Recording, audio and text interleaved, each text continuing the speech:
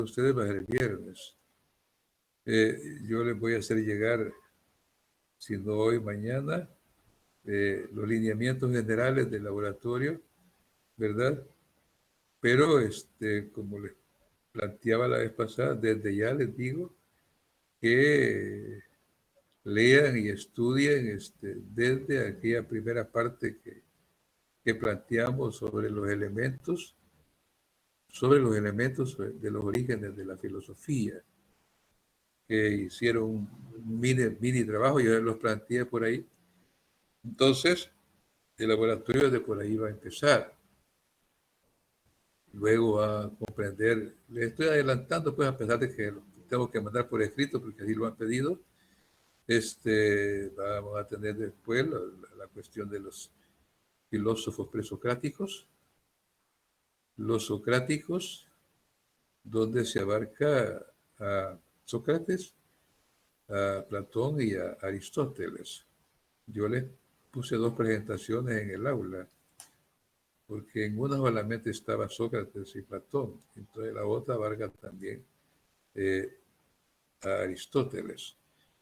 Y desde ya les digo, también hay detalles de esas presentaciones que vienen en el laboratorio. No digo examen porque el laboratorio es un trabajo grupal. Luego, de eso vamos a tener lo que es esto que estamos viendo ahorita, la filosofía helenística. Y otros detalles por ahí pues, que se les van a plantear. Entonces, yo les voy a dar el orden de trabajo por escrito. Se les va a presentar también, yo creo que algunos ya se los están mandando, una rúbrica en la que uno registra la calidad del trabajo que se ha hecho, distribuido en sí en diferentes aspectos, a partir, por supuesto, les decía, desde los elementos, algunos elementos sobre el origen de la filosofía, hasta acá estamos hablando de la filosofía helenística. Entonces, eso es en línea gruesa lo que va a ser el laboratorio. Como les digo, yo lo voy a mandar por escrito. Lástima que hay quienes no están presentes todavía, después me están preguntando. Ojalá que les pregunten a los que ya vinieron para que no tengamos problemas. Bien. Una primera pregunta que se nos da cuando nos queremos introducir a lo que es la filosofía helenística. ¿Por qué helenismo? Helenismo. Yo les decía a los otros muchachos de que al principio uno se imagina, el helenismo viene de Helena, ¿verdad? Y solo que Helena nosotros lo manejamos sin H, ¿no? Que imagino más con E, o a no ser derivado del inglés Helen, ¿verdad? Tal vez. Pero no, ¿por qué el helenismo? Les decía, bueno, es una especie de verbo, dicen ellos, que significa hablar como griego, ¿verdad? Entonces, pero, me estoy adelantando un poco respecto a algunas líneas que tenía que dar. Y una de ellas es el hecho de esta puntualidad que estamos requiriendo, porque no los tenemos a todos todavía, son 26, 27 más o menos, si no me equivoco. ¿Verdad, Kelly? Kevin, ¿verdad que son como 27, Sí, 26 o 27? Los estoy 26 incluyendo a creo. mí. 26, ¿verdad? Entonces, imagínense. Sí. Entonces, ese es un problema, pues, porque ahorita yo tenía como registrado como a 23 por ahí más o menos. Sí, ahí era poca la diferencia. Entonces, eso por un lado, la puntualidad, porque también el hecho de estar queriendo dar ingreso allá durante el desarrollo de la actividad, pues cuesta un poquito más. Por otro lado, lo que siempre se ha apuntado, el hecho del respeto en el manejo de tanto del WhatsApp, de los grupos de WhatsApp, que sean estrictamente para efectos de estudio, ¿verdad? O de avisos serios o permisos, qué sé yo, pero lo hagamos con seriedad, eso es lo importante. En la medida que nos vamos disciplinados en esa forma, vamos allá, más adelante vamos a ser mejores profesionales. Más que todo que ustedes van a ser del área económica y no me equivoco. Administradores de empresas, mercadólogos, contadores públicos, si no me equivoco hasta por ahí llega, ¿no? Entonces, les adelanto esto porque es bien saludable ir formando uno sus hábitos de ese tipo. Bien, no sé si todavía habrá algunos grupos que no les he revisado el trabajo, la guía de trabajo que me mandaron. Permítanme, por favor.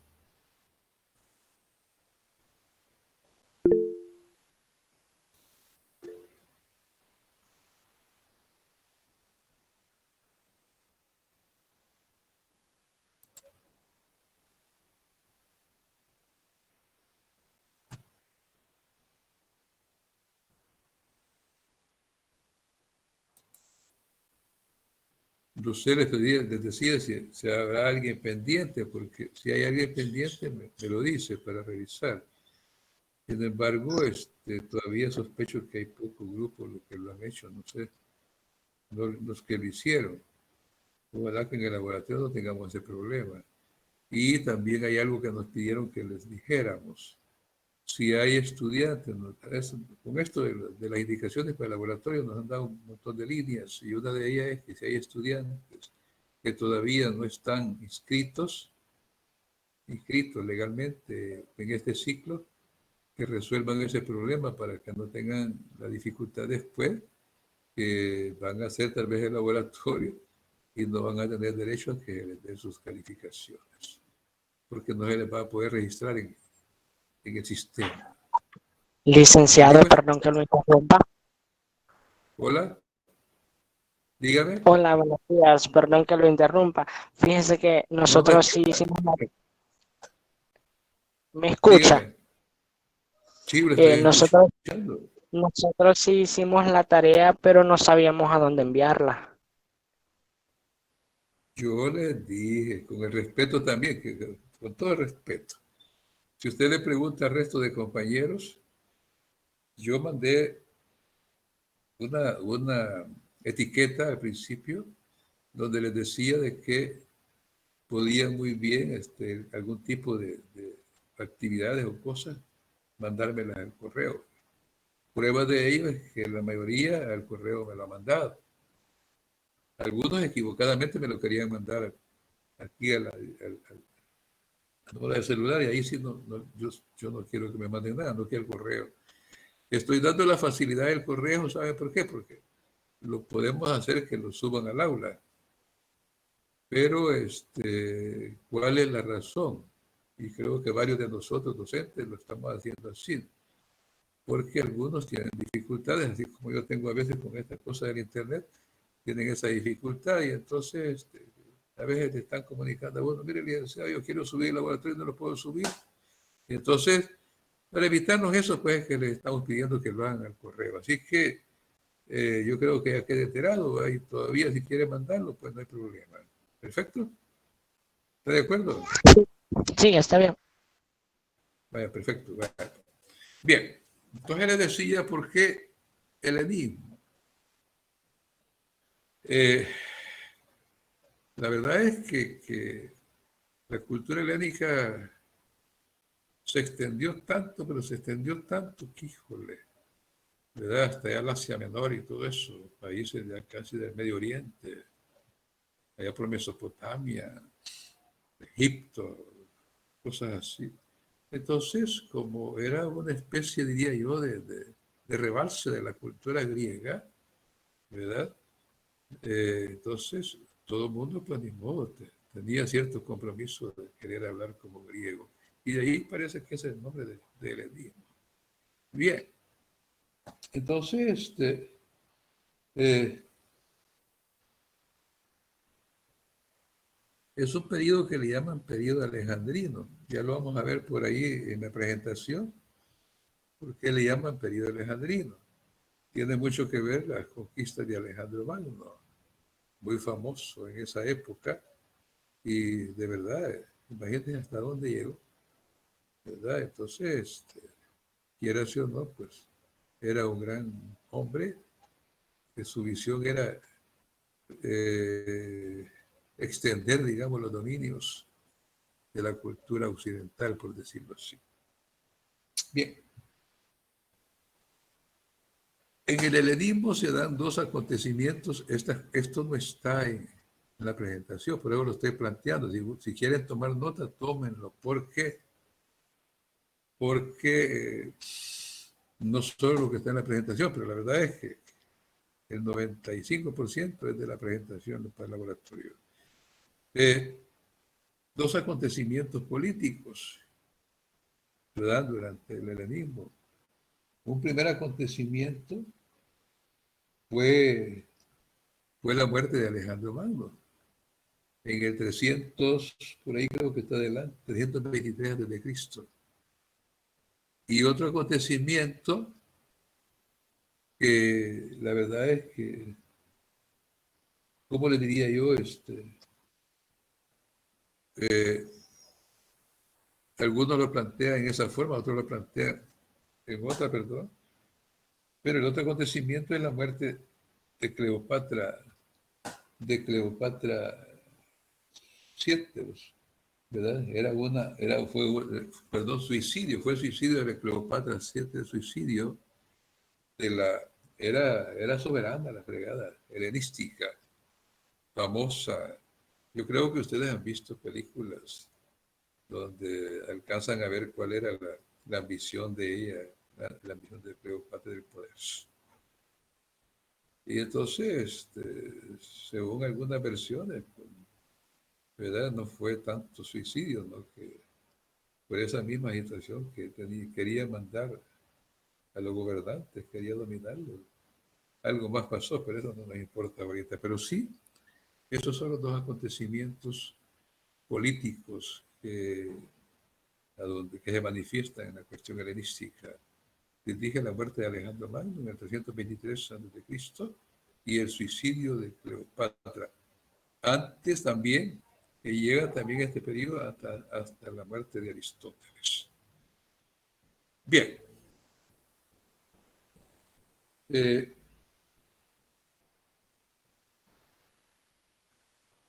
en este periodo también helenístico, si ustedes ven cuando hablamos de que la expansión de la cultura, como la idea era extender ese territorio, extender dominios, sin embargo, a raíz de eso, este, los romanos adquirieron poder y sinceramente fueron ascendiendo en ese poder que tenían, más cuando lograron la conquista de Grecia, ¿verdad? Y a partir de todos esos fenómenos, de todos esos hechos, la cultura griega fue decayendo, fue en declive, dicen los autores, fue en declive. Estar en declive algo es que va en descenso. Por otro lado, la romana iba en ascenso. Algo que no sé si a usted, no, aquí ayer lo planteé, pero algo que se manifiesta a partir de ese hecho de que la cultura griega va en declive, en descenso, y el poder romano va en ascenso, es que van a creer ustedes que había una expresión que decía, Roma conquistó a Grecia por las armas. Militarmente, Roma conquistó a Grecia, pero Grecia conquistó a Roma. ¿Cómo creen que la conquistó? Si estamos poniendo atención, si me hacen el favor. Si Roma conquistó a Grecia, porque los romanos eran militares prácticamente, tenían un poderío militar pero exagerado. ¿verdad? Y prácticamente a ellos les interesaba el expansionismo territorial también y cultural. Pues conquistan Grecia, pero Grecia, dicen ellos, dicen algunos, conquistó a Roma. ¿Cómo creen que Grecia conquistó a Roma? ¿Por dónde creen que está la idea esa? Háganme el favor, si son tan amables o quieren que pregunte.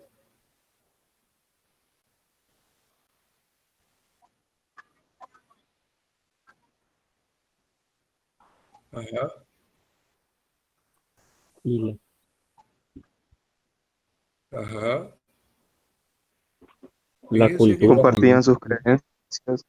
la cultura también, la cultura griega era rica, ya, digamos así, intelectualmente hablando, ¿no es cierto? Si ya vimos cuántos Sí, planteamientos hemos visto de una cantidad de filósofos respecto a la explicación que le quieren dar al universo, que le quieren dar a la naturaleza, que le quieren dar a la realidad. Una gran preocupación de los filósofos griegos, más que todo de la corte de los presocráticos, socráticos, y todavía de la época ya contemporánea. Pero, pero dicen los romanos, bueno, no es posible que no tomemos algo de eso y empiezan a, a querer, aquí viene también a querer hablar como griego, ¿verdad? Porque la verdad es que empezaron a adoptar algunas costumbres de los griegos, a querer aparentar que dominaban algunas cosas de la filosofía griega, etcétera. Viene cuántos detalles bonitos hay en la historia sobre eso. Bien, entonces, vamos a abrir la presentación ya formalmente para que vean ustedes lo interesante de esta situación. Pues,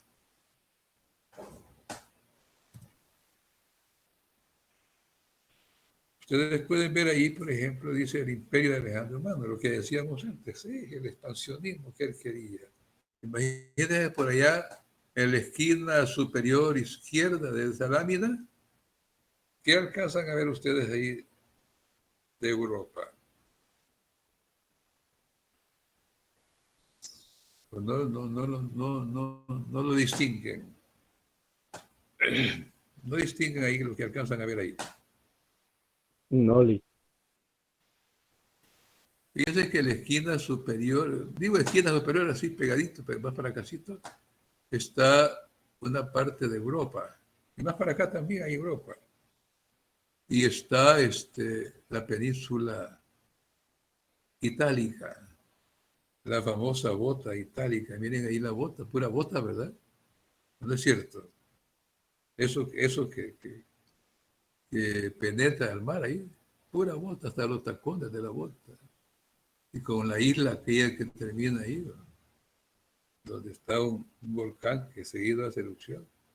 Luego, más para acá, está está Grecia. Entonces, imagínense hasta dónde llegó el imperio. Todo el Mediterráneo hacia el Asia menor, perdón. Tenemos todavía parte de África para acá. Curioso de ver. Bien, por eso dice el imperio de Alejandro Magno. Entonces,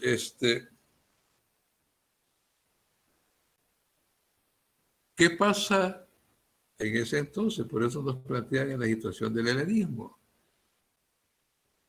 Imagínense, estamos repitiendo aquí que este helenismo se desarrolla, dice, desde la muerte de Alejandro Magno, ya lo dijimos en el 323 a.C., un año antes de la muerte, dice, de Aristóteles. Miren una cosa aquí, hasta el siglo II después de Cristo, cuando empieza a tomar auge otro fenómeno sociocultural que fue el cristianismo. Recuerden ustedes que el cristianismo surge con el nacimiento de Jesús, por eso lo de Cristo, ¿verdad? Entonces, desde el siglo I. Lo curioso, ¿verdad? Entonces, pero sí, imagínate, todavía abarcó parte del siglo II hasta el siglo II después de Cristo. ¿Desde cuándo? Entonces, Luego dice que se dio una época de crisis por las dudas creadas por la inmensidad del imperio. Fíjense bien una cosa, y eso es bien importante dominarlo. En cualquier proceso de conquista, diría yo, de expansionismo territorial, cultural, político, se crea, hay crisis, y empiezan a surgir las dudas, como que cómo ir a hacer esto, cómo nos van a atender, nos van a someter, qué nos van a querer imponer, qué tipo de educación vamos a tener. Tanta pregunta que pudo haber surgido, ¿verdad?, con esa conquista de Alejandro y esa expansión de Alejandro que dice acá. A partir de la muerte de él, por cierto, se inicia ese fenómeno.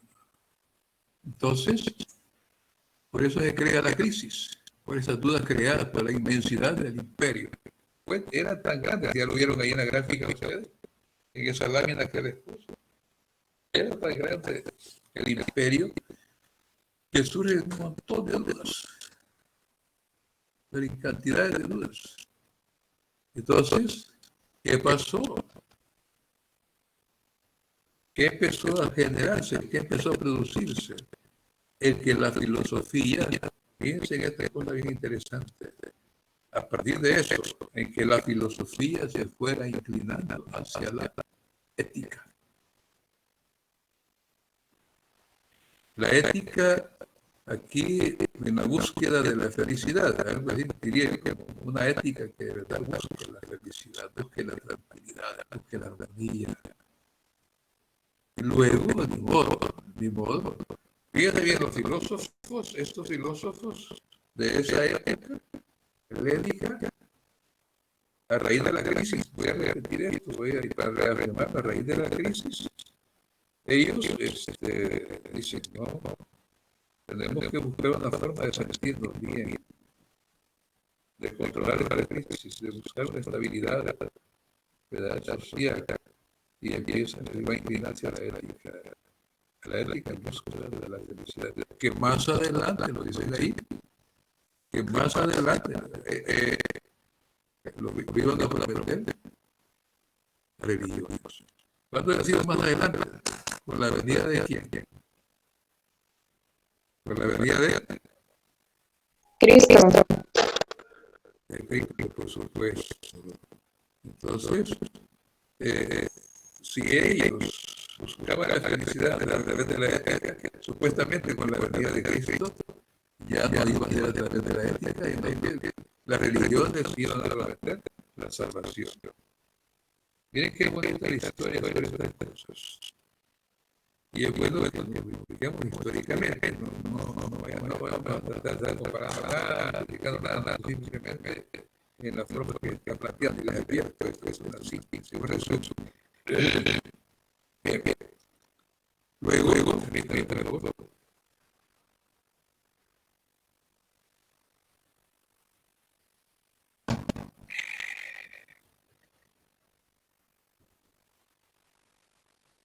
En ese sentido, dentro de la filosofía mística, de ese famoso helenismo, se presenta una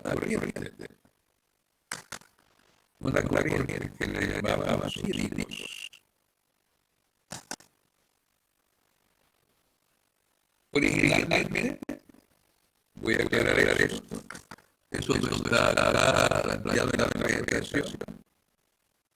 Ustedes saben que tradicionalmente hablamos a Dios la tendencia de llamar cínico, que se le llama cínico, pero usted acá que se llama cínico. Dios mío,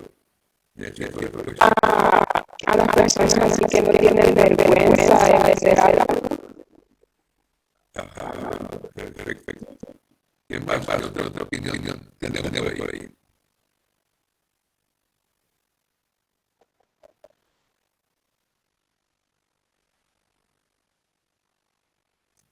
Correcto. Perfecto. Entonces, ahí queda. Ahí haría igual, algo que actúa con descaro, sin vergüenza. Y entonces, ese es el manejo conceptual del sentido de esa expresión. Y en nuestra realidad, pues, ¿verdad? Ellos planteaban, aquí lo vamos a ver, pero no exactamente en la región está. Ellos planteaban la verdadera felicidad, pues acuérdense que la corriente helenística, los cínicos, la que viene, la tendencia de Europa fue buscar la felicidad, porque ellos buscaban la felicidad. Digo para que vayamos ubicando lo que vamos haciendo. Porque dijimos que buscaban la felicidad.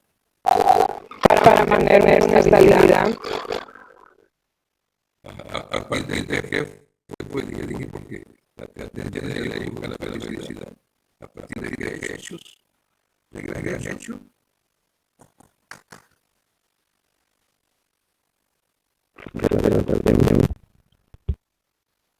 Hasta la salvación la van a plantear los religiosos.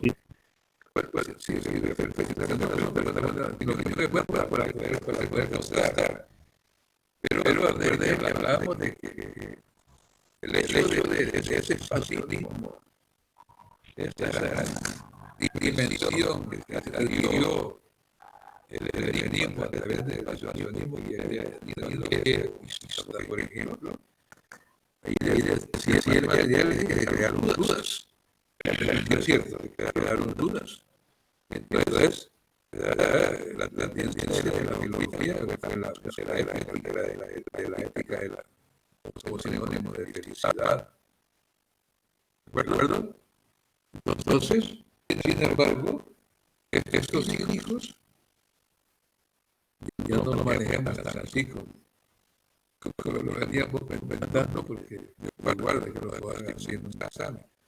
Sin embargo, algo hay por ahí. Estos cínicos decían que la felicidad no dependía de cosas externas, pero era un planteamiento y no dependía de cosas externas. Bien. El término de cínico viene de quinos.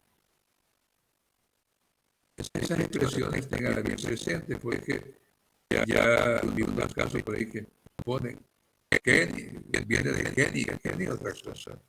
Por ahí hay una expresión que se llama Kenny. No, viene de quinos, que significa perro. Ahí pueden ver ustedes la lámina.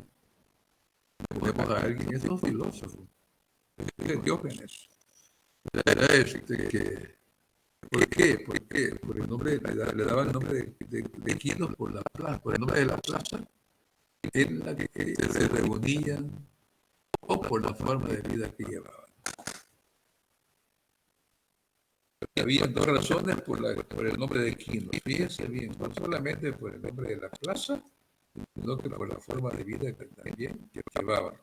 Les digo esto porque a veces solamente nos detenemos, no leemos completo el texto y solo decimos por el nombre de la plaza que reunían. No, esa plaza era parte de otra plaza mayor, que más adelante creo que aparece por ahí, ¿verdad? Que se llamaba el Ágora. El Ágora. Había una plaza mayor así grande, inmensa, donde ahí estaban esas plazas pequeñas, esos portales, donde se reunían. Por cierto, la universidad en sus trabajos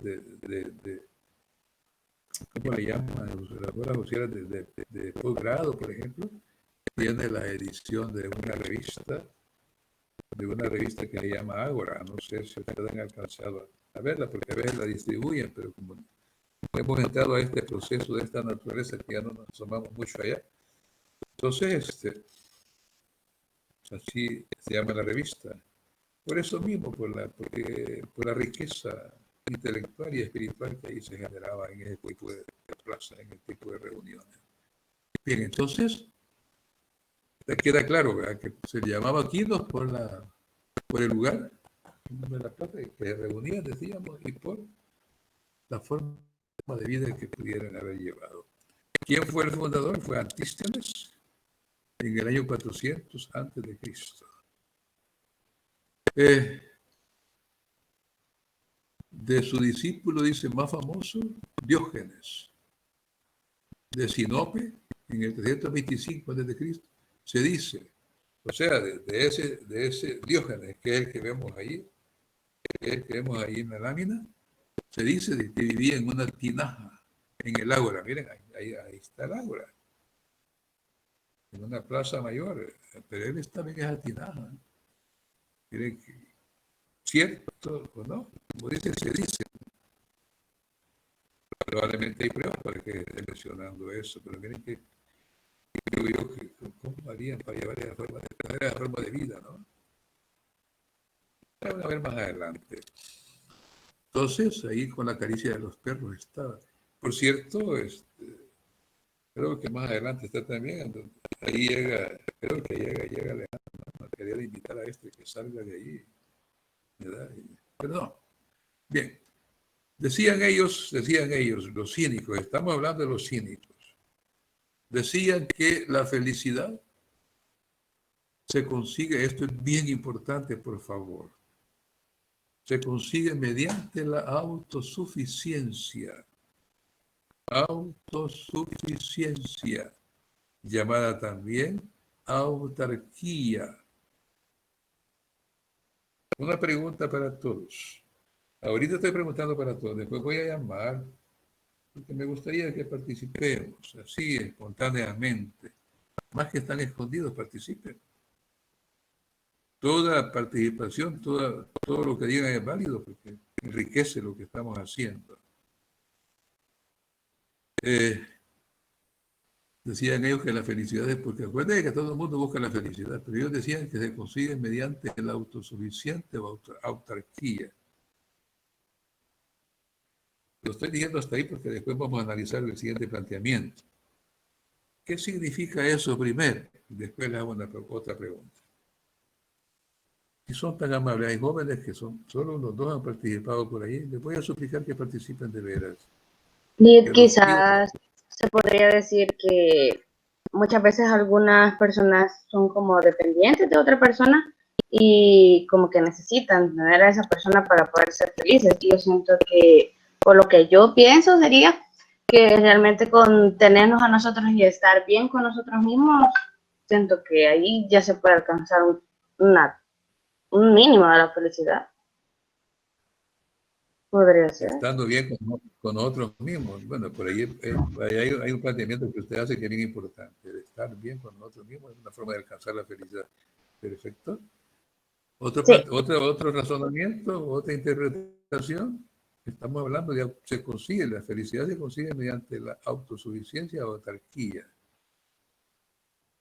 A pesar de que yo les decía antes que la felicidad, decían ellos, que no depende de cosas naturales, externas. Entonces, ¿qué es ser autosuficiente? Ya la compañera dijo algo. ¿Alguien más que quiera ampliar?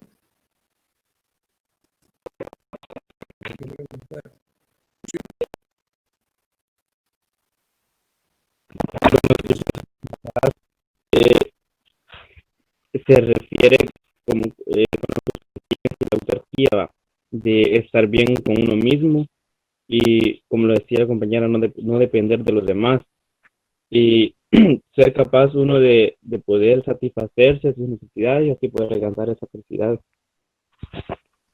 Ser capaz de poder satisfacer sus propias necesidades. Por ahí va la cosa también.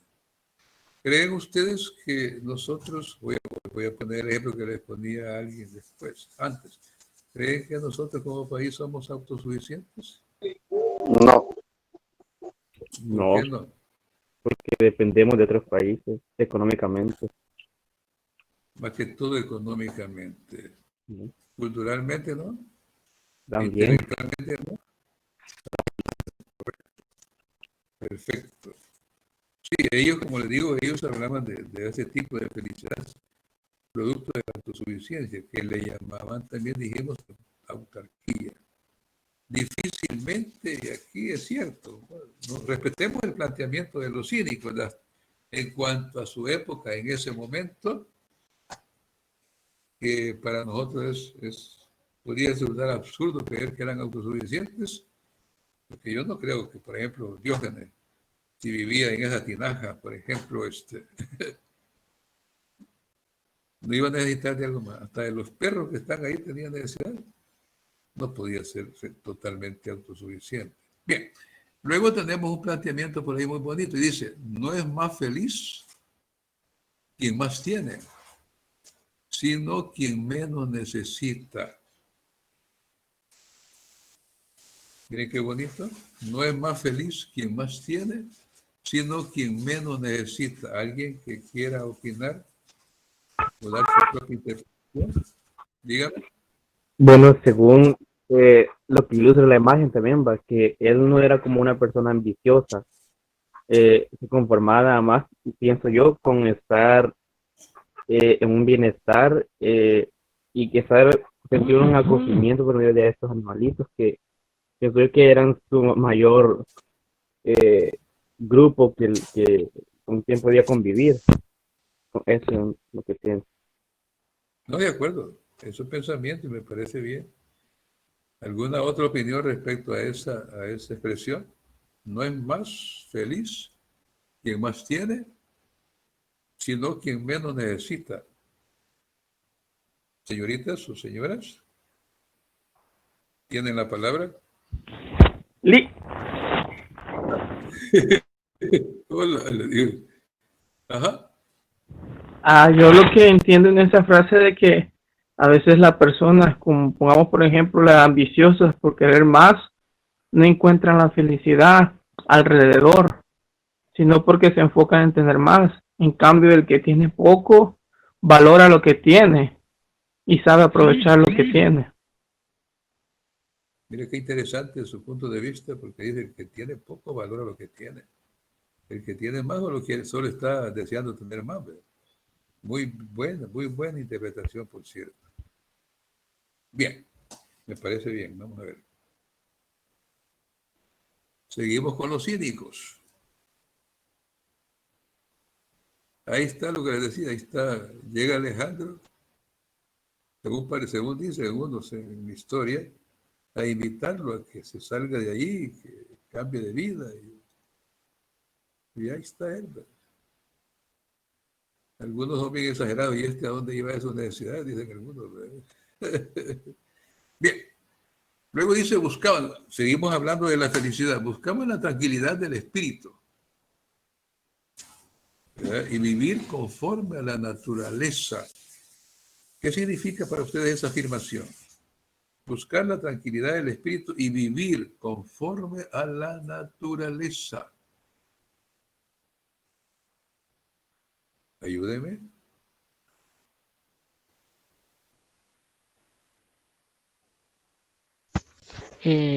Buenos días. Podría ser que Buenos días. hace referencia a no ser como materialista. Es lo que se me viene a mí a la mente.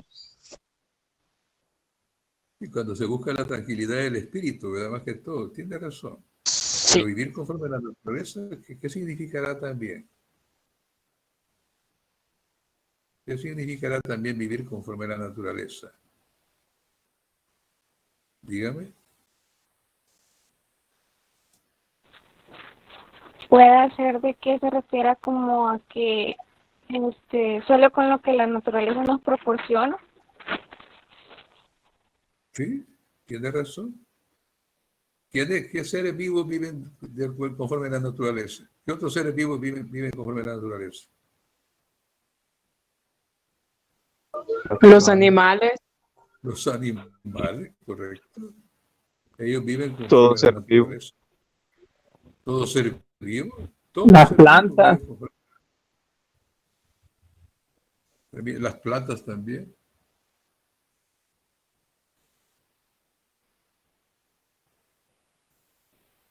Las plantas también, tiene razón. Eso es cierto. Entonces, ellos querían vivir en esa forma. Vivir conforme a la naturaleza, era vivir como vivían los otros animales, las plantas, los otros seres vivos también. Curioso el pensamiento, ¿no les parece? Curioso. Pero sí es, ni modo, era su punto de vista y eso había que respetar en ese momento. Bien, permítanme. Me he perdido algo.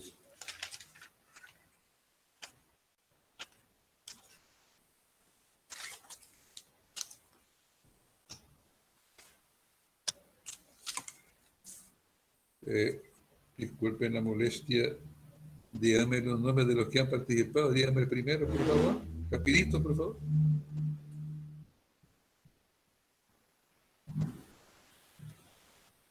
Por favor, los nombres de los que han participado. Nayeli. Bien, Jennifer. Lorena. Permítame, Jennifer, ¿qué? Jennifer Linares. Permítame, por favor. ¿Dónde la tengo, Jennifer? Por Dios bendito. Jennifer. Me llega, que hay que alegrarse, no está regado. Jennifer. Carolina, ¿verdad? Sí. Vale. ¿Quién más? ¿Quién más me dijo? Rapidito. Lorena Castro. Ah, Lorena, por aquí la tengo, Lorena. Casi no la conozco. ¿Quién más? Kevin Ah, Arturo. bueno. Laura. Hola. Kevin Arturo. Laura. Ah, Kevin Arturo y Laura, permítame. Kevin Arturo Méndez, ¿verdad? Méndez. sí. Laura. Laura Marcela. Laurita. Aquí está Laura Marcela, correcto. ¿Alguien más? De los que ya participaron. ¿Ya no hay más? Creí que ahora han participado 1, 2, 3, 4. Cristian Mendoza. Ay, se estaba quedando. Cristian Mendoza. El famoso Cristian, me acuerdo que platicábamos allá en la clase, ¿verdad? Así es, sí, No se me olvida. Para que vea que no se me olvida. La cara no le veo aquí, pero, pero sí, por Cristian Antonio Mendoza. Vamos a ver. ¿Nadie más? Así que les digo porque estoy tomando nota de los que participan, porque esto me ayuda, y ya lo dije en cierta ocasión, me ayuda a ser más justo todavía la gente que participa. Bien. Luego planteaban ellos rechazaban las convenciones. Les voy a suplicar que tratemos de ir participando y más gente, y más personas para que se enriquezca la actividad. Recuerden que una clase no es vertical, una clase es horizontal. Debe haber intercambio. En la medida que hay intercambio, en esa medida, pues aprendemos más, ustedes y yo. ¿De acuerdo? Fíjense, ellos rechazaban las convenciones y las normas de la sociedad. Por eso su comportamiento era a menudo escandaloso. ¿Cómo la ven ustedes? Rechazaban las convenciones. ¿Qué significa esa palabra o ese concepto convención para ustedes? Hagámoslo rápido para que el tiempo nos alcance. Eventos sociales. ¿Vale? Eventos sociales. Sí, fíjese que se acostumbra, ya que lo mencionó, se acostumbra a hablar de convenciones a un tipo de evento. Pero al evento que le llaman convención, ¿por qué creen que le llaman convención?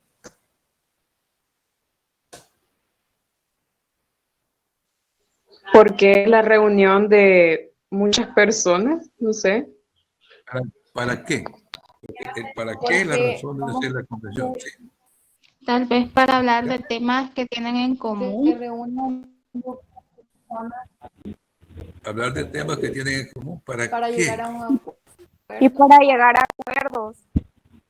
Para llegar a acuerdos. Algo que les convenga. Oigan bien de dónde viene por ahí convención, que les convenga a todos. ¿Hay personas nuevas que han participado para registrarla? ¿De los mismos han participado? Les voy a suplicar que al participar solo me digan el nombre, mire, fulano de tal, y yo pienso esto y esto y esto, para ir registrando. Entonces, sí, realmente, cuando hablamos de rechazar convenciones, hablamos del hecho de que ellos no estaban de acuerdo en aquellos convenios que la sociedad establece a veces, que el medio establece, ¿verdad? Entonces, ellos decían, no, y nosotros queremos vivir conforme a la naturaleza, que no nos vengan con convenciones, con acuerdos, con normas, que nos quieran imponer formas de comportarnos, porque nosotros queremos vivir conforme a la naturaleza. Y entonces, ese comportamiento, miren qué bonito, ese comportamiento que iba a dar lugar a situaciones de orden, ahí dice escandaloso, porque así era, pues, ni modo, estableciendo convenciones, yo se los decía ayer al grupo, estableciendo convenciones, estableciendo normas. Desgraciadamente en sociedades como la nuestra hay caos todavía también, ¿no es cierto? ¿Ah? Sí. Sí, Desgraciadamente, ¿verdad? Hay caos. Si, bueno, no vayamos lejos con este problema que tenemos ahorita, por desgracia, que ya ni gana. A mí no me gusta hablar ya de esto, porque ya es cuestión de conciencia, pero imagina, hay normas establecidas, miren, no hay que hacer esto, no hay que hacer esto, es que hacemos lo contrario. Y eso no hay que hacer, son parte de las convenciones, son parte de las normas que establecen y que supuestamente tenemos que cumplir para alcanzar aquello que dicen ellos, la felicidad. Ya. Luego afirmaban ellos que eran cosmopolitas. La palabra cosmopolita, ahí lo dice en alguna medida, pero la palabra se descompone en dos partes. Cosmo, ¿qué significa cosmo para ustedes? ¿Qué significa cosmos para ustedes? Por favor. universo. El espacio, Universo. Espacio, mundo. ¿Cómo? ¿Cómo? Entonces, Como una cosmopolitas. ideología, una Sí, manera habla de una manera, como que dice, amplia, o sea, que ellos eran, como dicen ciudadanos, dice aquí del mundo, ¿verdad? O sea, por eso decía, se divide en dos partes, cómo es mundo, universo, y poli es ciudad. ¿Verdad? Entonces, eran ciudadanos, como dicen, de todo. Ellos no tenían patria, dicen, imagínense, sin apego a la patria. Eran libres. Pues sí, es cierto, es lógico, tiene lógica a partir de los primeros planteamientos, cuando ellos querían vivir conforme a la naturaleza. Si querían vivir conforme a la naturaleza, tenían que vivir libres.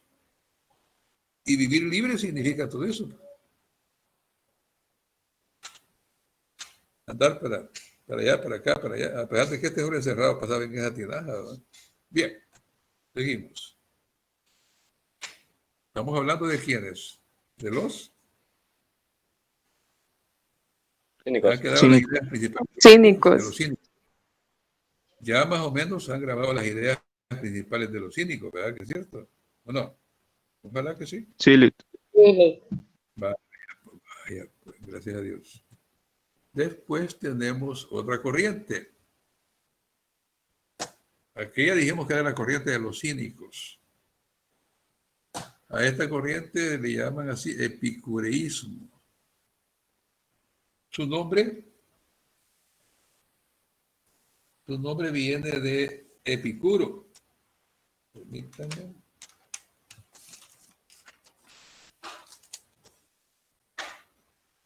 Su nombre viene de Epicuro. Esta corriente, ¿verdad?, fue un movimiento que abarcó en la búsqueda de una vida feliz. Fíjense, siempre estas corrientes iban buscando la felicidad. Comprendió, dice acá, la búsqueda de una vida feliz. Antes de entrar a analizar prácticamente lo que ahí plantea, que ya está más concreto. Y luego nos decía que feliz de la búsqueda del placer y disfrute de todo lo que hace. Ellos hablaban, eso no está acá planteado en la presentación, en la diapositiva no está, hablaban de, como ellos buscaban el placer, y aquí lo mencionan también, pero aquí no dice exactamente los tipos de placer, hablaban de 3 tipos de placer. Si gustan, tomen nota de esos 3 tipos de placer para que les quede. Hablaban de los placeres naturales. Curioso, placeres naturales, búsqueda del placer. Pero los clasificaban, los placeres naturales. ¿Consideraban ellos los placeres naturales? Yo digo que el más sobresaliente de estos placeres naturales es la satisfacción de las necesidades físicas básicas.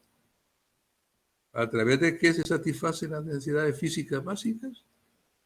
Una forma de la alimentación, ¿cierto o no? ¿Sí? La alimentación, el vestido, la vivienda. Entonces ellos le llamaban a esos placeres búsqueda de la activación de placeres naturales.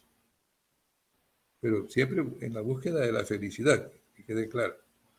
Luego hablaba de placeres naturales y no necesarios. Aquellos eran necesidades básicas y físicas, pero también hablaba de placeres naturales no necesarios. El autor aquí de esto nos plantea algo bien curioso como placer natural no necesario. Fíjense que en los naturales hablábamos de la alimentación, ¿no es cierto? Hablamos de la alimentación, pero él habla de placeres naturales no necesarios. Ahí hablábamos del vestido también. ¿Cuáles eran para ustedes los placeres naturales no necesarios?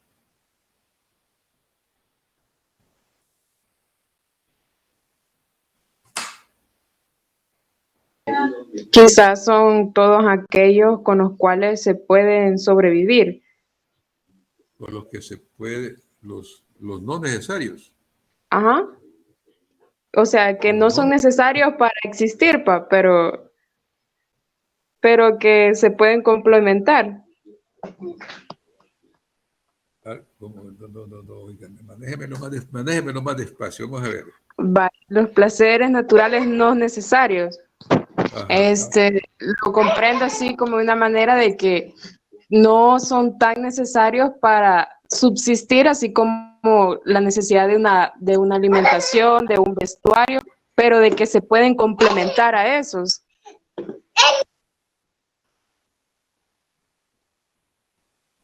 ¿Qué piensa el resto de la opinión de la compañera? Disculpe su nombre. ¿Ah? Jennifer Linares.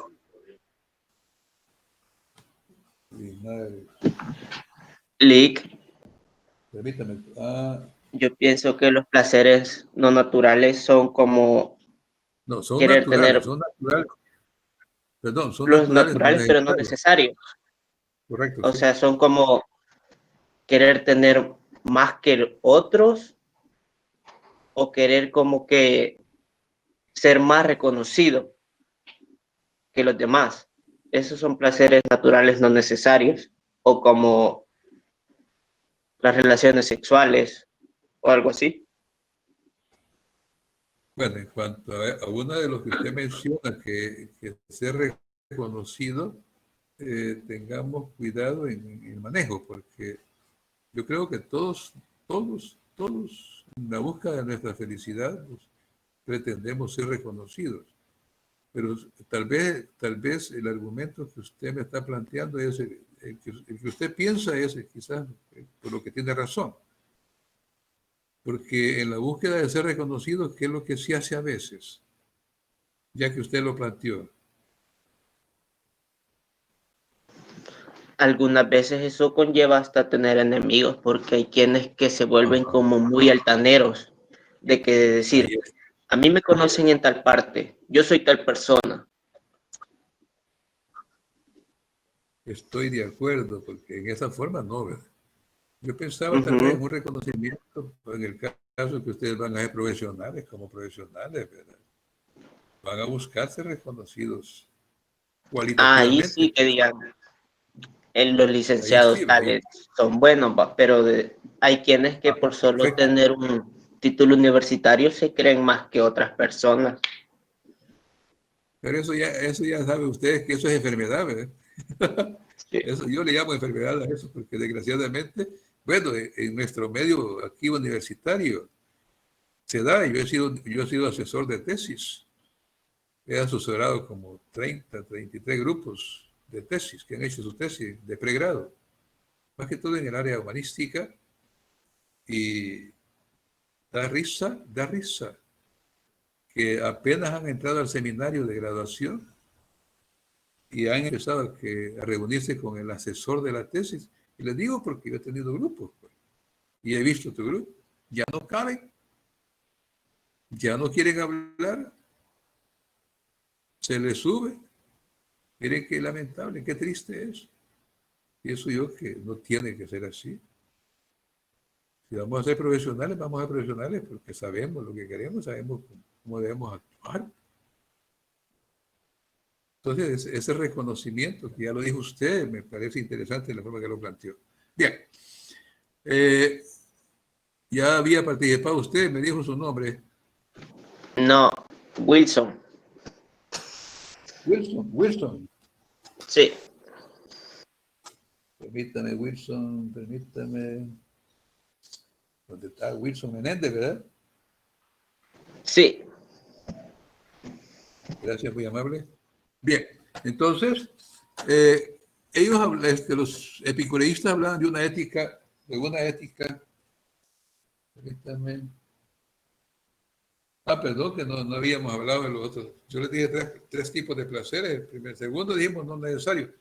Y el ejemplo que pone el autor acá, ya dijeron otros ejemplos de ustedes por ahí. Él ponía el disfrutar de una comida exquisita, pero una comida que tal vez hemos gastado hasta lo que no teníamos, ¿verdad? Y entonces, es cierto, lo disfrutamos. Hemos sentido placer en eso, pero quedamos bien sembrados, bien endeudados por andar comprando cosas que no tenemos que consumir, que no son básicas para la nutrición de nuestro organismo. Entonces, luego hablaba de otro tipo de placer de carácter espiritual, ¿verdad? Ya también en la participación de ustedes se ha mencionado, ¿verdad? Aquella satisfacción que uno tiene porque ha hecho algo bueno, aunque el autor aquí habla de una gratificación sexual, aquella satisfacción sexual que se tiene en las relaciones con el sexo opuesto. No estoy diciendo en relaciones coitales, que quede claro. En las relaciones con el sexo opuesto, por ejemplo, que nos da tranquilidad, nos da felicidad. Esas están concebidas dentro del tercer tipo de placer. Bien. Luego acá nos plantea que en su parte física el epicureísmo es una filosofía atea e indeterminada, inexistencia de dioses. Ellos no les interesa eso. Por eso dice ateos. ¿Verdad? Y es indeterminada. Dígame. Entonces, bueno, yo sé que no es un ejemplo nomás. Aquiles se podría considerar de ese grupo. Sí, Aquiles porque por eso él tuvo diferencias con los dioses, por ejemplo, como Apolo. Es que él se consideraba quizás hasta un dios también, tal vez ustedes recuerdan. Sí. Se consideraba autosuficiente. Sí, por eso era aquello del famoso talón de Aquiles, ¿verdad? Que los dioses habían iluminado a Héctor, parece que fue, no sé quién fue, que cuando iba en el agua, no sé dónde iba él, en el carro, y agarra el arco con la flecha y le pide a los dioses que le den la parte sensible y débil de Aquiles, y le va a caer la flecha al talón, ¿verdad? Allá en la parte de atrás del pie. Por eso el famoso de esa época, el famoso talón de Aquiles, ¿verdad? Me parece interesante el planteamiento que hizo y el ejemplo que ha planteado, pero es cierto, él estaba comprendido en ese grupo. Bueno, entonces hablábamos en la parte, su ética, la ética de estos epicureístas era hedonista. Hedonista. Tiene que ver el hedonismo con la felicidad. Y la felicidad para los hedonistas consiste en el placer. Viven en el placer. Una persona hedonista es la que piensa en sentir el placer. Y dice a la ausencia del dolor. La presencia del placer y la ausencia del dolor. ¿Ya? Tanto físico como psíquico. Como que dice tanto físico como también en alguna medida espiritual. Eso es lo que concebimos ahí como hedonismo. ¿Quién está aterrizando hasta ahorita? Voy a ver, permítanme.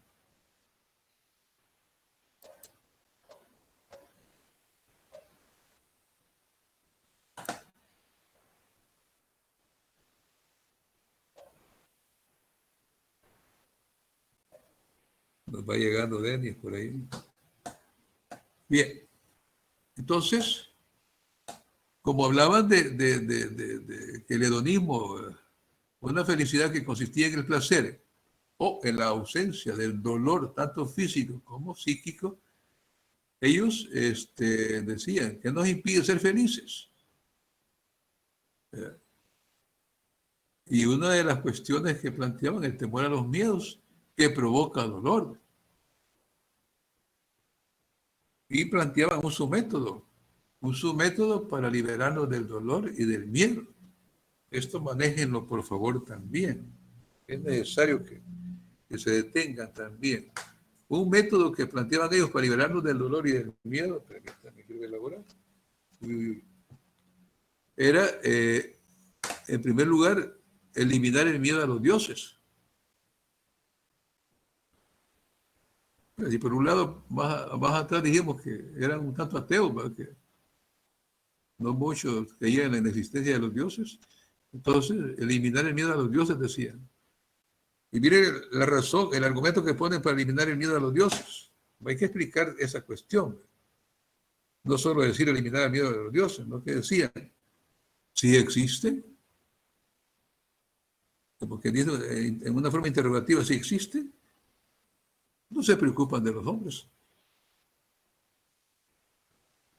Por eso aquel planteamiento anterior, ¿verdad? De la filosofía atea tiene que ver con la inexistencia de los dioses. Entonces decían, bueno, eliminemos el miedo a los dioses porque si existen, no les interesamos nosotros. Ese es el primer paso del método para liberarse del dolor y del miedo. El otro paso que comprendía ese método decía eliminar el miedo a la muerte. A la muerte. Si yo estoy, dice, para explicar lo de la muerte, si yo estoy, ella no está. Cuando ella está, yo ya no estoy. Somos incompatibles. ¿Qué piensan de esa afirmación, de ese segundo paso para eliminar el miedo, a liberarnos del dolor y el miedo? ¿Sí? ¿Qué opinan? Así rapidito. Lo pregunto. Está Erika Libet.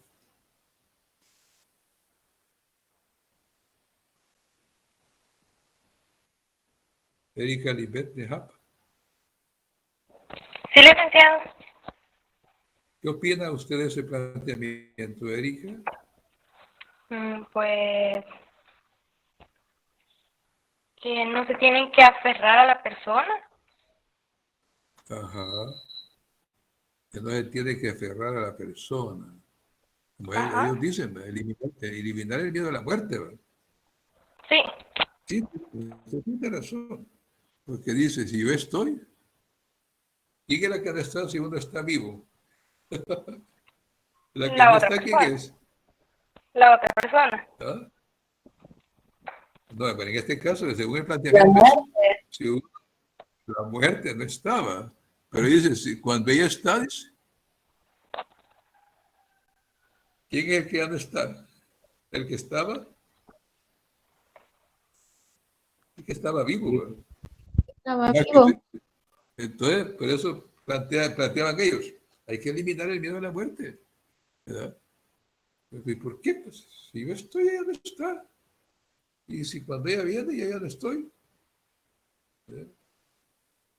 Es cierto, eso tiene lógica. Por eso habla de que eran incompatibles. Veamos el otro planteamiento. El otro paso, que son varios pasos. En el tercer paso, para eliminar el problema del dolor, dice eliminar el miedo al destino, contra el fatalismo. Lo voy a explicar y después nos ponemos de acuerdo. No existe una finalidad predeterminada, sino puro azar. Su física se apoyará en el atomismo de Demócrito. ¿Recuerda que vimos a Demócrito allá? ¿En qué escuela vimos a Demócrito? ¿Se acuerdan? ¿En cuál de las 4 escuelas filosóficas vimos a Demócrito? Ya se le olvidó. En los pluralistas. Correcto, en los pluralistas, ahí vimos a Demócrito, correcto. Qué bárbaro. Está bueno. ¿Ustedes? ¿Ya participó usted? Qué malito. Sí, es cierto, es que la voz suya me parecía, pero como hay otras, así cuesta distinguirla. Va. Entonces, decía eliminar el miedo al destino, contra el fatalismo. Yo suelo plantear esto. Muchos dicen que las personas dicen que están fatalmente predeterminadas por la herencia, fatalmente predeterminadas. Por eso habla ahí de no existe una finalidad predeterminada, dice ahí. Sin embargo, como le digo, algunos plantean, las personas están fatalmente predeterminadas por la herencia. Si en la familia el papá era bolo, este tipote que acaba de nacer, ¿qué le va a pasar? Según ese planteamiento que acabo de hacer. ¿Qué va a hacer? Bueno, Igual. Igual. Seguirá los mismos pasos. Seguirá los mismos pasos, según este planteamiento. Pero eliminar dice el miedo al destino, contra ese fatalismo, porque como el destino dice, muchos manejan el destino como que todo lo que uno trae ya y que el destino de él va a hacer tal cosa. El destino de él, no. Entonces dicen los señores estos epicúreos, hay que eliminar el miedo al destino, contra ese fatalismo. Pero yo les planteaba cuando decían eso, que fulano está fatalmente predeterminado por herencia. ¿Verdad? Si el papá era tonto, dicen algunos, pobrecito el bicho este, pobrecita la hipote esta. Dios quiera que no, pero no. Eso es lo que estos filósofos epicureístas luchaban y planteaban. Y por eso decían, no existe dice, una finalidad predeterminada, sino puro azar. La física de ellos, o sea, la física se va a apoyar en el optimismo de Demócrito. ¿Por qué? Porque todos nosotros somos un cuerpo de átomos. Estamos conformados por átomos que están moviendo, están circulando, están trabajando, están dándole vida a nuestro cuerpo. ¿Verdad? Pero no porque exista algo que ya está predeterminado. No sé si se entiende ese planteamiento. ¿Hay alguna duda hasta ahí? ¿Se entiende? No, Lit. Sí, Lit. No. Muy bien. Porque está bueno, no se vale, se vale. Voy a preguntar, Elsie Noemí Morán Baños. ¿Qué pasa, Liz? Buenos días. Buenos días, qué bonito oír su voz, ¿no? ¿Usted entendió ese planteamiento, Elsie? Bueno, a lo que yo entendí fue o sea, que no tenemos que aferrarnos al destino, a lo que va a pasar con nosotros. Bueno, empezamos que ni sabemos de qué va a pasar, ¿verdad? ¿No les parece? Ajá. Es que no hay de veras, tal vez usted ha fijado en la familia. No vayamos lejos para entender mejor a veces en los hechos concretos que familiares. Es que dice el padre, es que el destino es este. Sí, seguir esto. Es cierto. Sí. Y se lo atribuimos a la herencia. Es que este va a ser pasmado igual a la aquella que no es que, a la hermana que yo tuve. Ahí están hablando mucho del destino, mucho del fatalismo que ahí se plantea. Y no, según los epicúreos, decían ellos, no tenemos que pensar en eso. ¿De acuerdo? Entonces, sí. Era otra forma de eliminar ese temor. ¿Iba a participar alguien más? Yolik, eso es como que Dígame, un ejemplo, si nacemos pobres, es culpa de nosotros si morimos pobres. ¿Sí? Yo en muchas ocasiones he escuchado a mis padres que me dicen, vos mucho aspirás en la vida, pero si no hay aspiraciones, no hay deseo de desarrollarse uno como persona. Correcto. Usted quiere con eso, por ejemplo, eso que me está planteando, un bonito el ejemplo. Usted está queriendo romper con ese planteamiento fatalista, ¿verdad? Sí. Porque es un planteamiento fatalista, ¿verdad? ¿No es cierto? Sí. ¿Seguro? O sea, que depende de nosotros mismos el destino. Fíjense, por eso aquí dice algo que no existe una finalidad, no que sí, es puro azar. De ellos como que dice el destino es un azar, algo que no se sabe que se va a dar o no se va a dar. Dicen ellos, los epicúreos. Pero hay muchos autores más contemporáneos que afirman que el destino se construye. El destino se construye. Estoy dando otra concepción más contemporánea, pero habría que ver. ¿Verdad? Es solamente para plantearlo y para que ustedes tengan la idea. Luego tenemos... ¿Hola? Estoy de acuerdo que lo que usted decía, que el destino se construye. Sí, dígame. Porque imagínese alguien que quiera ser abogado, pues él tiene que ya construir sus metas y sus propósitos en qué carrera va a estudiar. Así como nosotros que estamos cursando nuestra carrera, estamos definidos de que nosotros queremos que en nuestra vida por lo menos trabajar de lo que estamos estudiando. Muchos, ¿no? Pero lastimosamente a veces la realidad cambia la circunstancia y ya no estudiamos por lo que estamos, ya no trabajamos de lo que estamos estudiando. Pero creo que cuando nosotros decidimos estudiar, le estamos dando lo que es una dirección al destino. Y a su vida. Y a su vida. Ajá. ¿Cuál es? Pero no es Cristian usted, ¿no? ¿Quién es usted? Bien, Lee, Cristian Mendoza. Por la voz. Bien. Fíjense que está bien el planteamiento. Si ya no trabajan en lo que salieron graduados, así en serio no es el destino, pienso yo. Las condiciones externas que se han presentado son las no favorables, que es diferente, pero ustedes han querido construir su destino, que es diferente también.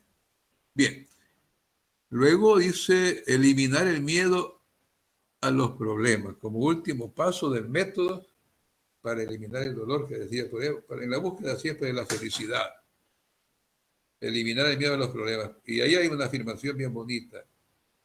Todo tiene solución. ¿O creen que no hay algo que no tenga solución? El problema a veces es que no está. La muerte ya no tiene, no hay para dónde. ¿verdad? Cuando yo estoy, ella está. Cuando ella está, ya no estoy. Entonces, para la muerte no hay solución. Bien. Luego nos plantea la ética terapéutica, que busca, dice, la búsqueda de una vida serena, conseguida con la imperturbabilidad psíquica. Una ética terapéutica. La ética la manejamos allá como la búsqueda del placer. Allá. La búsqueda de la felicidad, o sea, una ética que busque la felicidad. ¿Verdad? ¿Para qué? Para que en esa práctica de la felicidad tengamos una vida serena, que nos permita vivir imperturbables psíquicamente, que no haya nada. También es difícil. Acuérdense que esto era bien ambicioso.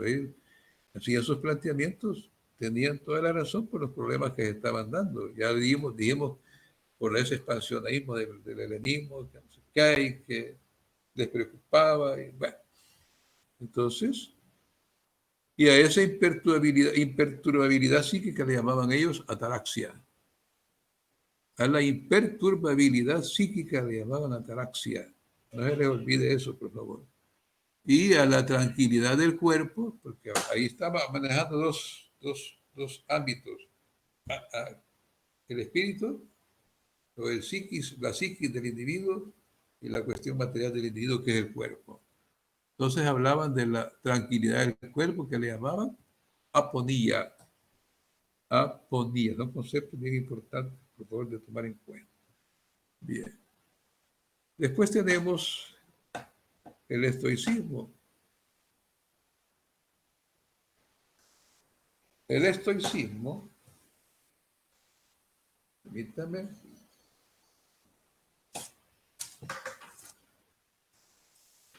por aquí les tengo algo, aunque ahí viene el autor,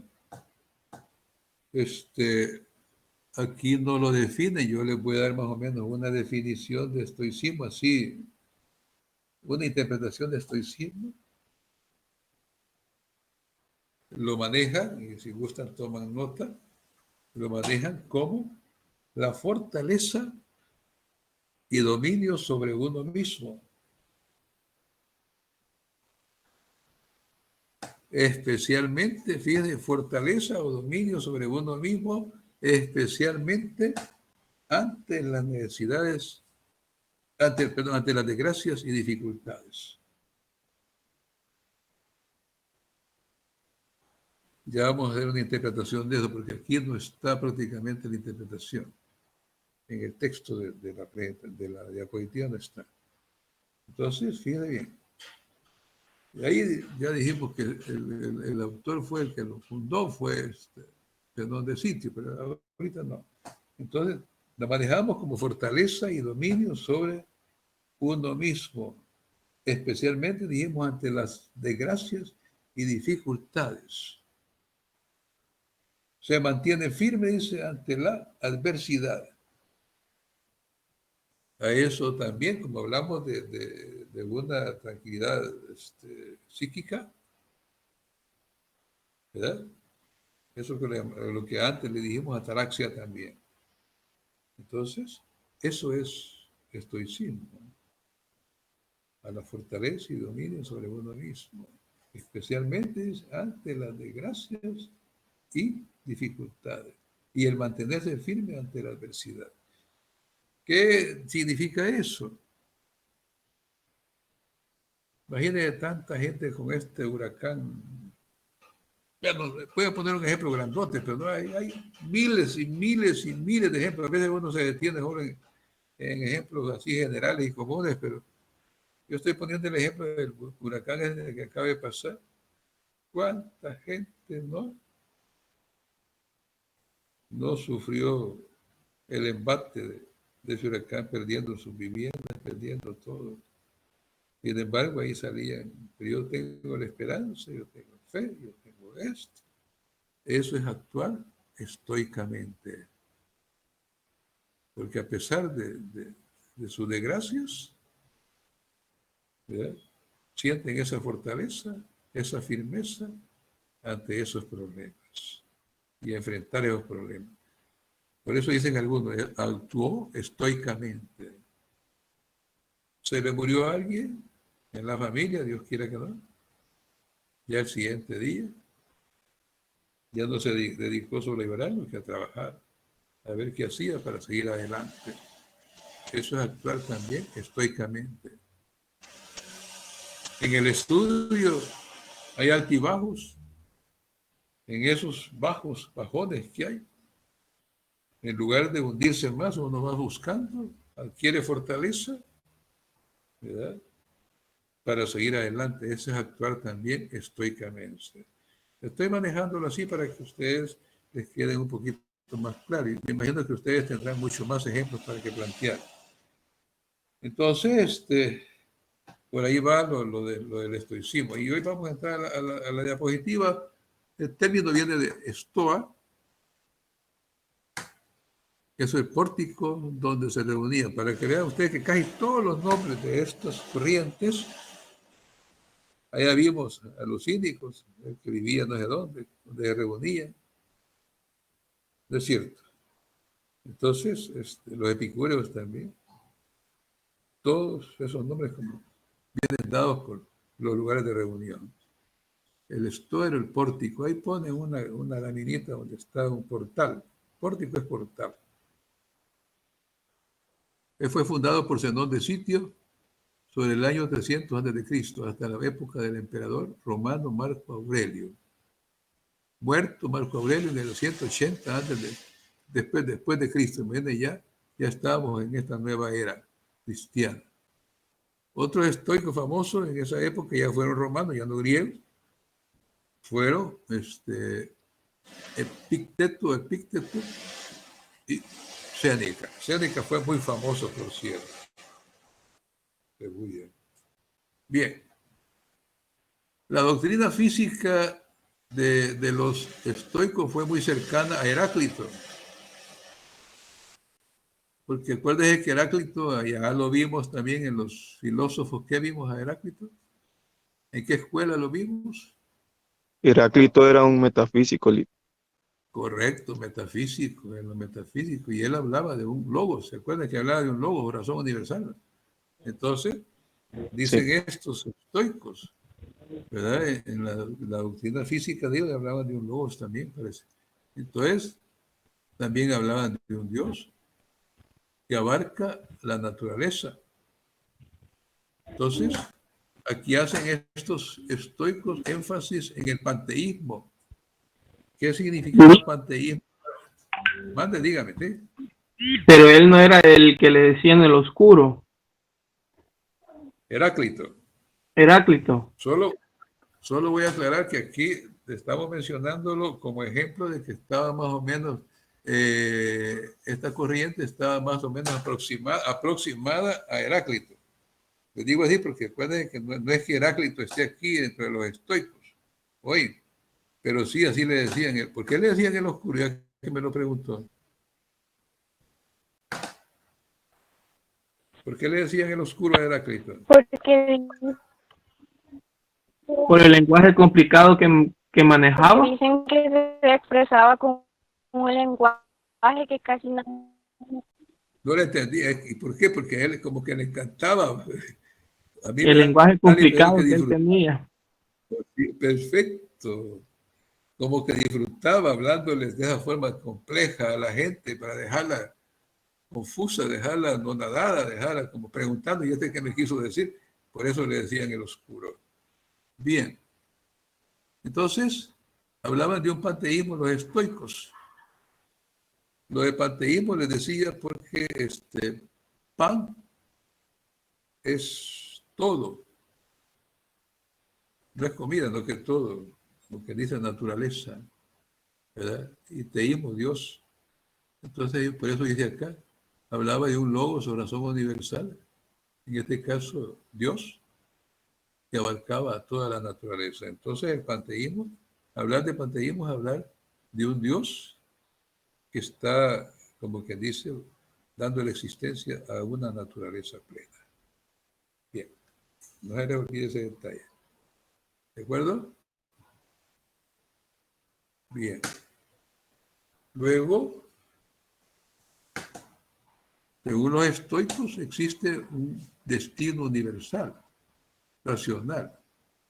No existe la libertad. ¿Qué querrá decir eso? ¿Recuerda que decíamos, permítame por favor?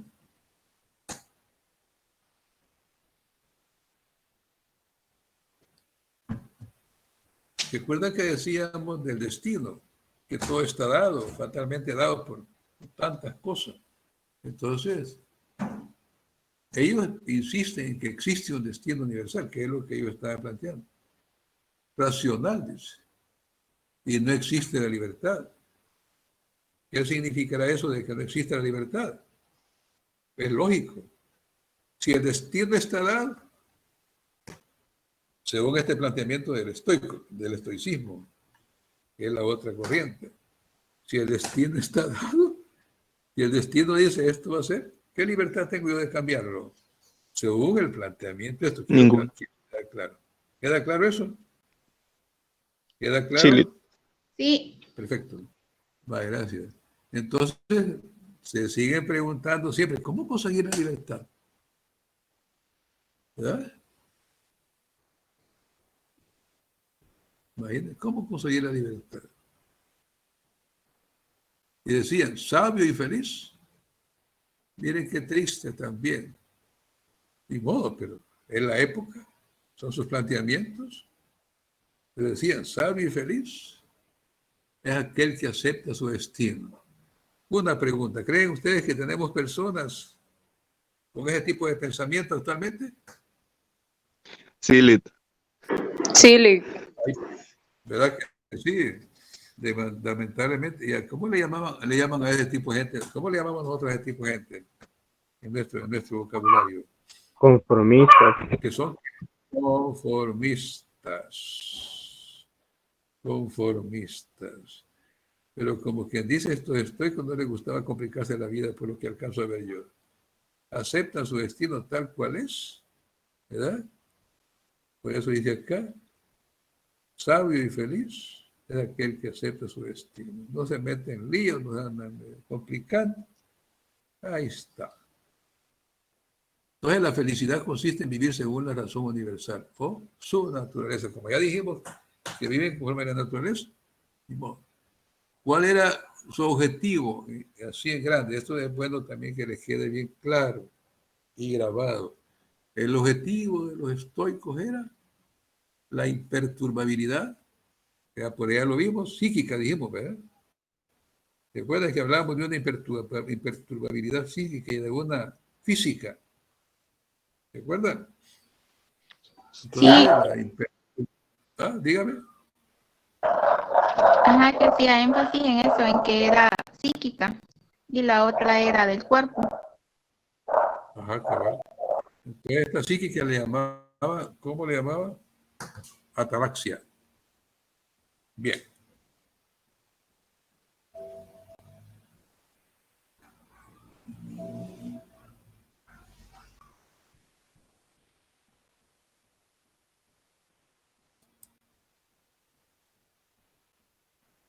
Bien. Luego, tenemos una corriente que no está acá en las presentaciones, que se llama escepticismo filosófico. Se llama escepticismo, escepticismo filosófico. Esta corriente, su fundador fue Pirrón, así como lo oyen, P-I-R-R-O-N, Pirrón de Elis. Recuerden ustedes que todo ese de los nombres de estos, de tal parte, ese es el lugar donde ellos nacieron. Allá Tales, les decíamos Tales a los Miletos, les decíamos de Milencio. ¿Por qué Mileto? Porque era la ciudad de donde ellos dependían. Y así todos, casi todos los filósofos. Bien, entonces, el escepticismo filosófico le pone la idea central. La idea central, y me gustaría que lo investigue. Pero la idea central de ellos se basa en la duda. En la duda. Tenemos un filósofo alemán que hablaba de la duda metódica, por cierto. Y entonces, en el escepticismo decía, no afirmaba nada, solo opinaba. no se podía afirmar nada, sino que simplemente opinar. Y luego decía, se exige evidencia objetiva de las afirmaciones. En el escepticismo se exige evidencia, dice, objetiva de las afirmaciones. Si yo estoy opinando algo, mientras no presento evidencia que convenza sobre una situación, la otra persona tiene derecho a actuar. ¿Cómo actuaría según esa corriente? ¿Cómo actuaría? Por favor.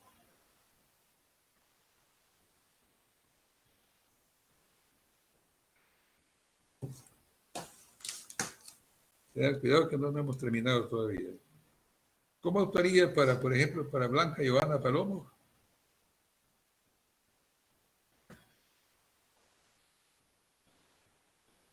¿Blanca Giovanna Palomo existe en el grupo ahorita? Sí. ¿Cómo le llamaban a esta gente? Cuando alguien no cree así de primera a primera en algo. Este es, dicen, a partir de lo que estamos planteando. Es que... Incrédulo. ¿Hola? Incrédulo. Ajá, y si es incrédulo, ¿cómo le llaman? Sí, a partir de la corriente esta que estamos manejando, del escepticismo. Escéptico, así les dicen, este es bien escéptico, y algunos también así digo, yo soy escéptico, yo no creo de primas a primeras las cosas. Yo siempre tengo dudas de que mientras no me lo comprueban, mientras no me lo demuestran, y en el fondo hay cierta razón. Eso está como aquel estudiante, les decía yo, que se apega a la educación bancaria de Pablo Freire. Yo lo he dicho en clases, si no me equivoco, ya presenciales, pero en estas, donde el estudiante es el que oye y el maestro es el que escucha y el maestro es el que habla. El maestro es el que sabe y el estudiante es el que no sabe. Pienso de que no tiene que ser así. Es cierto, la duda tiene que existir. No conformarse con lo que ahí se les plantea, sino que ser indagador de aquello que se está planteando, porque en la medida que en alguna medida le damos presencia al escepticismo, en esa medida pues logramos un aprendizaje mejor. Bien. Bueno, pienso que por ahí terminamos ahorita la presentación. Luego,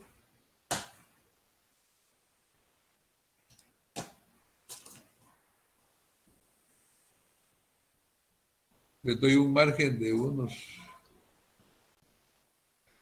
10 minutillos para que consulten dudas. Vamos a ver. Clic, solo una pregunta sobre la actividad del grupo. ¿Hasta cuándo la podemos mandar? Para este día. Vale. ¿Y del grupo de cuánto? Eso me faltaba, la de este día. Fíjense que haría lo mismo que les dejé al grupo anterior. Yo les pedí que construyeran un cuestionario sobre lo que yo dije, que no está en la presentación, y sobre la presentación.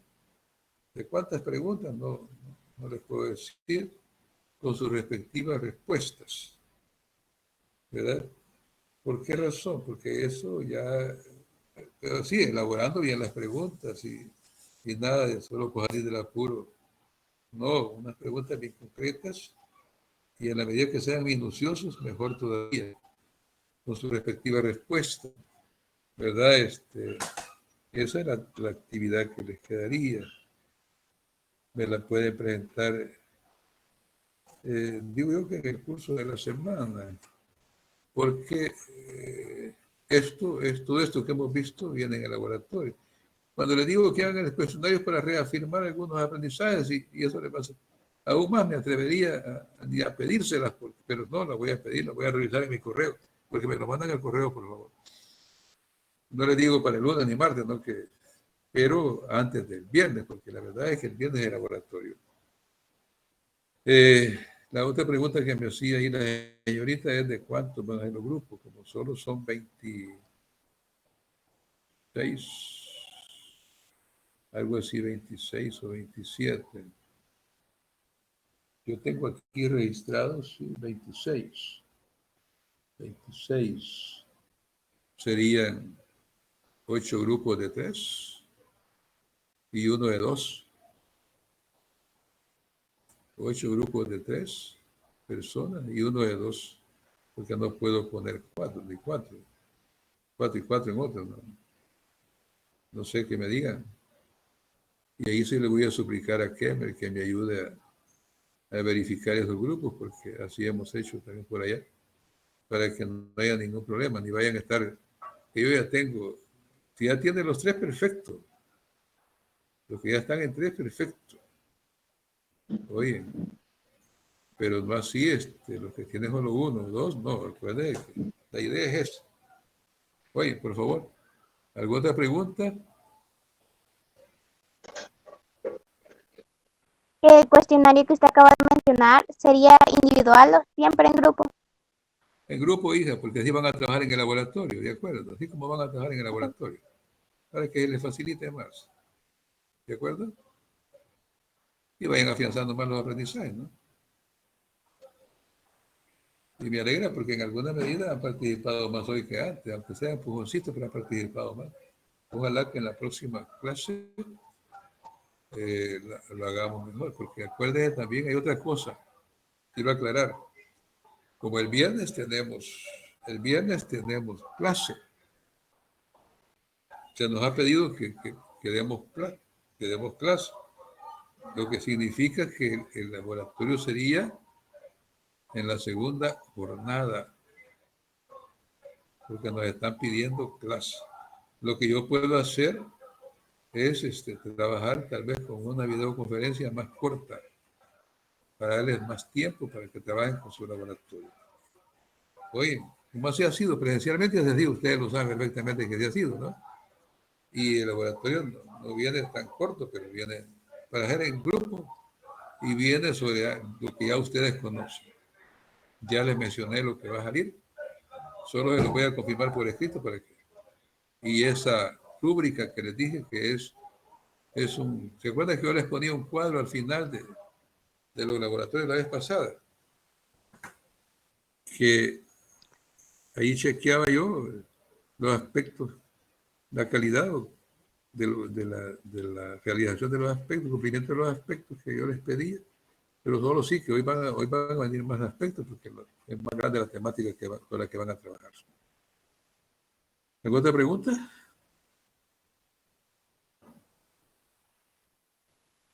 Yo les aconsejo una cosa, como tenemos el resto de la mañana, yo quizás mejor voy a sugerir eso ya mejor. Y no estar dejando nada para la otra semana, porque tanto que viene para la otra semana. En este lapso que nos falta para las 12, trabajemos en el cuestionario. Y yo voy a dejar abierta mi computadora para ver quiénes me están entregando el cuestionario en el correo. ¿De acuerdo? ¿Estamos de acuerdo? Está bien. Sí, Link, está bueno. La jornada es de 8 a 12, no es de 8 a 10, ¿de acuerdo? Pues. Entonces, los dejo por hoy. Ya no hay preguntas, para que tal vez descansen un poquito y se dediquen después a hacer el cuestionario. Y yo espero que me lo estén mandando en el curso de la mañana, de preferencia. No es cosa del otro mundo. Preguntas con sus respectivas respuestas. Por hoy no me le pongan ninguna portada, sino que pongan el cuestionario y para no perder tiempo en el grupo que lo está haciendo. ¿Okay? Y la materia y el nombre del cuestionario. Perfecto. Si le quieren poner mi nombre, hay otro detalle. Cuando pongan mi nombre, no es que yo sea creído, como algunos dicen por ahí. Algunos ni siquiera le ponen la viñeta de la profesión que uno tiene, ¿no? Que Ricardo Flores.